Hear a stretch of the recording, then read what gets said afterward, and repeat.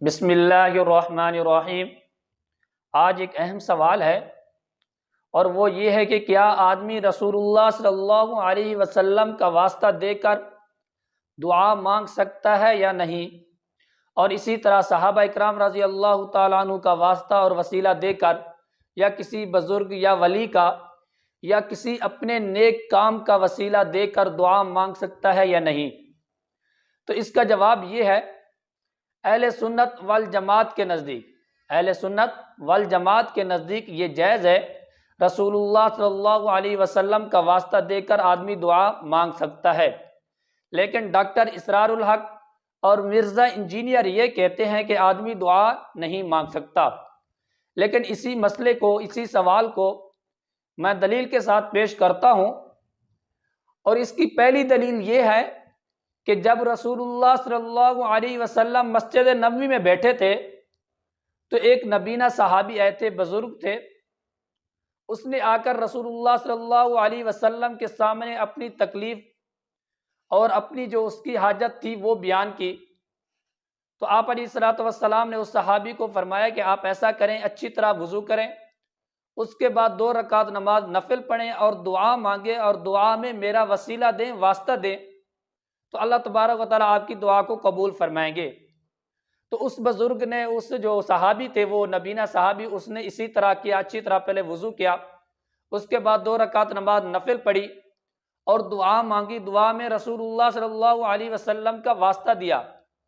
تو ابھی اسی مجلس میں ہی وہ صحابی بیٹھے تھے، تو اللہ تبارک و تعالیٰ نے اس کی دعا کو قبول فرما لیا اور اس کی بینائی واپس آ گئی۔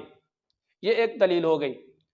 اور دوسری دلیل یہ ہے کہ قبیلہ بنو خزرج اور قبیلہ بنو نذیر کے جو لوگ تھے، رسول اللہ صلی اللہ علیہ وسلم کی بعثت سے پہلے جب ان کو کسی چیز کی ضرورت ہوتی، کوئی حاجت پیش آتی، تو وہ رسول اللہ صلی اللہ علیہ وسلم کا وسیلہ دے کر، واسطہ دے کر دعا مانگتے تھے، اور اللہ تبارک و تعالیٰ ان کی دعا کو قبول فرماتے تھے۔ یہ دوسری دلیل ہو گئی۔ اور جو تیسری دلیل ہے وہ یہ ہے کہ حضرت انس بن مالک رضی اللہ تعالیٰ عنہ سے روایت ہے کہ حضرت عمر فاروق رضی اللہ تعالیٰ عنہ 61 سالی کے زمانہ میں دعا مانگی تھی، اور حضرت عباس رضی اللہ تعالیٰ عنہ کا واسطہ دیا تھا دعا میں۔ 61 سالی میں دعا مانگی تھی اور حضرت عباس رضی اللہ تعالیٰ عنہ کا واسطہ دیا تھا دعا میں، اور وہ دعا قبول ہوئی۔ اور اسی طرح آدمی کسی بزرگ اور ولی کا بھی واسطہ دے کر دعا مانگ سکتا ہے، اور اپنے کسی نیک کام کا واسطہ، نیک فعل کا واسطہ دے کر بھی دعا مانگ سکتا ہے۔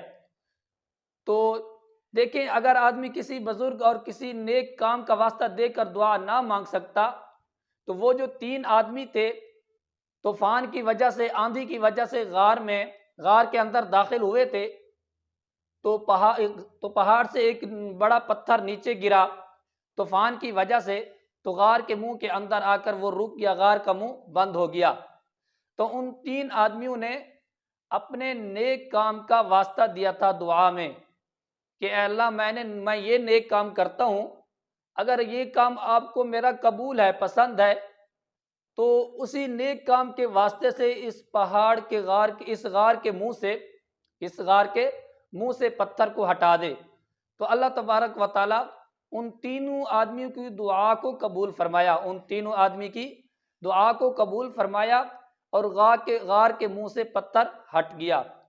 تو دیکھیں، رسول اللہ صلی اللہ علیہ وسلم کا واسطہ دے کر، یا کسی صحابی کا واسطہ دے کر، یا کسی بزرگ یا ولی اللہ کا واسطہ دے کر، یا اپنے کسی نیک کام اور نیک اعمال کا واسطہ دے کر آدمی دعا مانگ سکتا ہے۔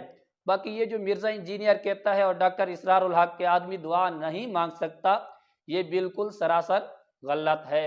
اور مزید ہماری اسلامک ویڈیو کو دیکھنے کے لیے ہمارے چینل کو بھی ضرور سبسکرائب کریں۔